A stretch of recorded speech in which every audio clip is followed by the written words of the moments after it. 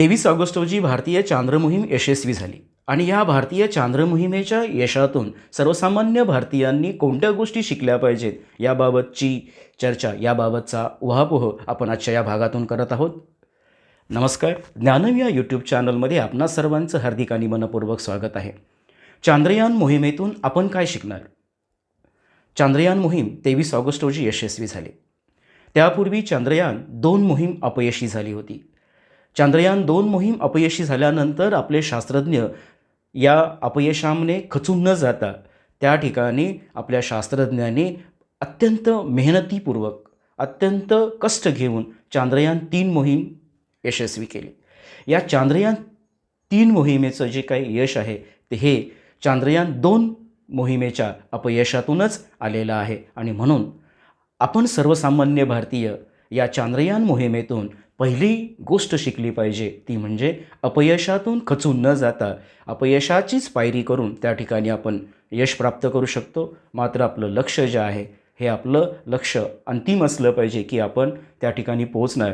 प्रयत्न जे आपले आहेत हे प्रयत्न लक्ष्यापर्यंत जाणारे असले पाहिजेत आणि म्हणून चांद्रयान 2 मोहिमेच्या अपयशातून खचून न जाता भारतीय शास्त्रज्ञ हे अविरत प्रयत्नरत राहिले आणि चांद्रयान 3 मोहीम यशस्वी केली.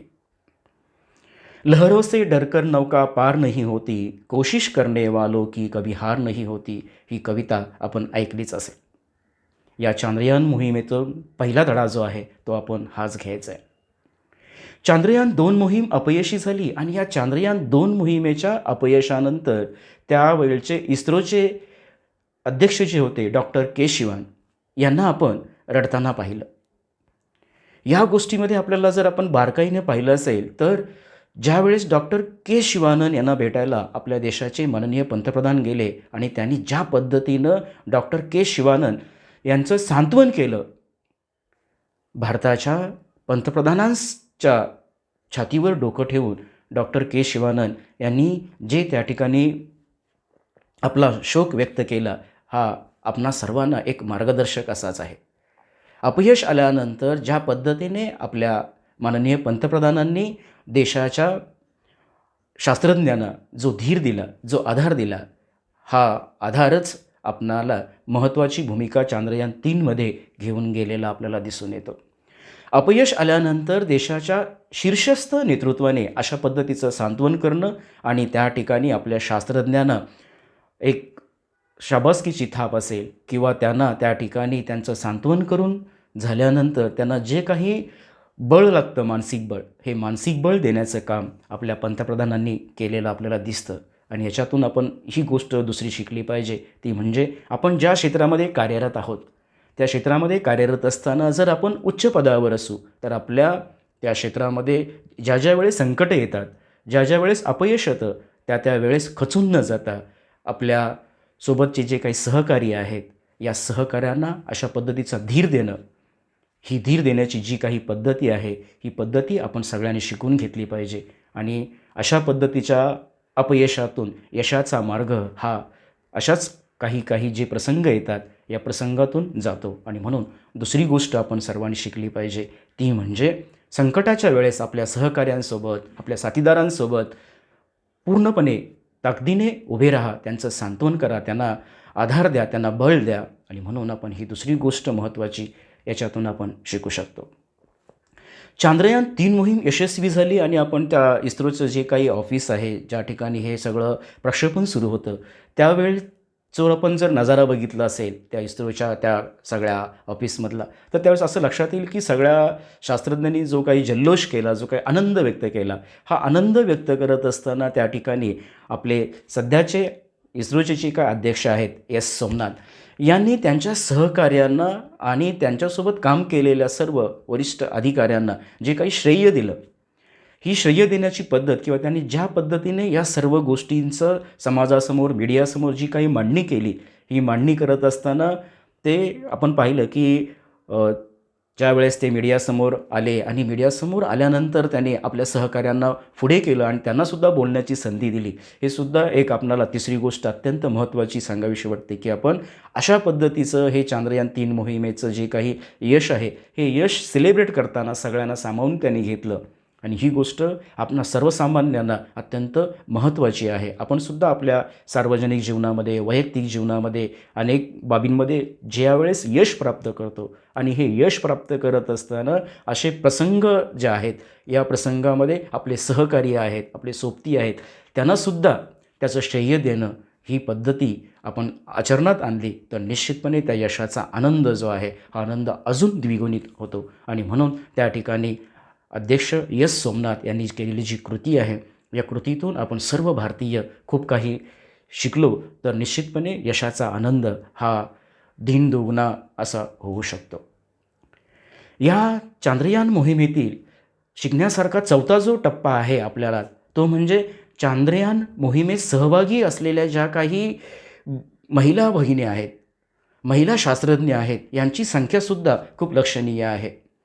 देशाच्या कानाकोपऱ्यातून आलेल्या ह्या महिला शास्त्रज्ञ यांनी जो आनंद व्यक्त केला आणि या चांद्रयान-3 मोहिमेमध्ये महिलांचा जो काही लक्षणीय सहभाग होता आणि त्यांचं जे काही योगदान आहे, हे योगदानसुद्धा या चांद्रयान मोहिमेचं एक वैशिष्ट्य आहे. आणि यातून आपल्याला असं लक्षात येतं की प्रत्येक क्षेत्रामध्ये, ज्ञान विज्ञानाच्या प्रत्येक क्षेत्रामध्ये भारतीय नारी ही पुढे आहे, अग्रेसर आहे. आणि त्यांना जर अशा पद्धतीची संधी मिळाली तर निश्चितपणे या संधीचं सोनं होऊ शकतं.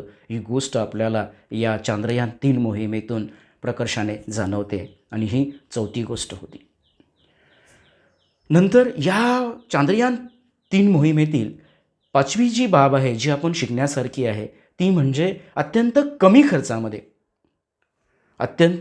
खर्चामध्ये चांद्रयान-3 मोहीम यशस्वी झाली. आणि कमी खर्चामध्ये सुद्धा आपल्याला चांगलं असं जे काही उत्पादन आहे किंवा आपल्याला जे आवश्यक असं रिझल्ट आहे, हा आवश्यक रिझल्ट प्राप्त करता येतो. त्यासाठी खूप साधनं पाहिजेत, साधनसामुग्री पाहिजेत, असं नाही तर कमीत कमी खर्चामध्ये, कमीत कमी बजेटमध्ये आपण एखादी मोहीम यशस्वी करू शकतो. हा विश्वास आपल्याला ह्या चांद्रयान-3 मोहिमेतून प्राप्त झालेला आहे. आणि म्हणून आपण सर्वसामान्य भारतीय साधनसामुग्री नाही म्हणून रडत न बसता किंवा कुढत न बसता, हताश न होता, जे आहे त्या बजेटमध्ये आपलं यश जे आहे ते खेचून आणण्याची क्षमता आपण राखतो. आणि म्हणून चांद्रयान-3 मोहिमेतून आपण अशा पद्धतीचं जर मनात ठरवलं की कमी खर्च आहे पण कमी बजेटमध्ये मी चांगलं यश संपादन करू शकतो, ते सुद्धा आपल्याला सहज साध्य होऊ शकतं.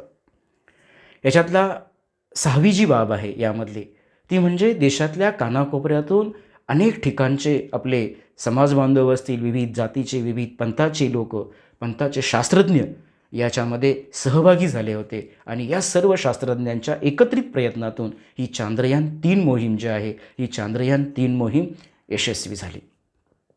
एकूण 6 मुद्दे या चांद्रयान-3 मोहिमेतून आपणाला शिकण्यासारखे आहेत. अजूनही बरेच मुद्दे यातून आपल्याला शिकण्यासारखे आहेत, परंतु मला जे लक्षात आले ते या 6 मुद्द्यांची मांडणी या व्हिडिओतून केलेली आहे. चांद्रयान-2 मोहिमेच्या अपयशातून आपण यश संपादन केलं. चांद्रयान-2 मोहीम अपयशी झाल्यानंतर देशाच्या शीर्षस्थ नेतृत्वाने ज्या पद्धतीने आपल्या शास्त्रज्ञांना धीर दिला, ती बाब. त्याच पद्धतीने चांद्रयान-3 मोहीम यशस्वी झाल्यानंतर चांद्रयान-3 मोहिमेचे जे काही अध्यक्ष होते एस सोमनाथ यांनी ज्या पद्धतीचं त्या ठिकाणी वर्तन केलं किंवा ज्या पद्धतीने त्यांनी आपल्या सर्व सहकाऱ्यांना सोबत घेतलं, ती बाब. त्याच पद्धतीने चांद्रयान-3 मोहिमेतील महिलांचा सहभाग, त्याच पद्धतीने अत्यंत कमी खर्च आणि देशातील सर्व भागातील शास्त्रज्ञ या चांद्रयान-3 मोहिमेमध्ये जे काही सहभागी झाले होते, त्यांचं योगदान हे सर्व वाखाणण्याजोगं आहे. आणि चांद्रयान-3 मोहिमेतून आपणाला शिकण्यासारखं आहे. जात, धर्म, पंथ, वंश याच्या पलीकडे आम्ही भारतीय आहोत, हा जो आत्मविश्वास आहे, हा आत्मविश्वास आपल्याला चांद्रयान-3 मोहिमेने दिला. आणि म्हणून चांद्रयान-3 मोहिमेतून आपण खूप काही शिकणार आहोत. हा भारत एक महासत्ता म्हणून निश्चितपणे पुढच्या कालावधीमध्ये उदयास येईल. धन्यवाद.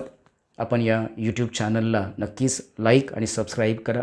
हा व्हिडिओ जास्तीत जास्त लोकांपर्यंत पोहोचवा, जेणेकरून चांद्रयान-3 मोहिमेच्या यशातून आपण काय शिकणार आहोत या बाबी सर्वांपर्यंत पोहोचतील.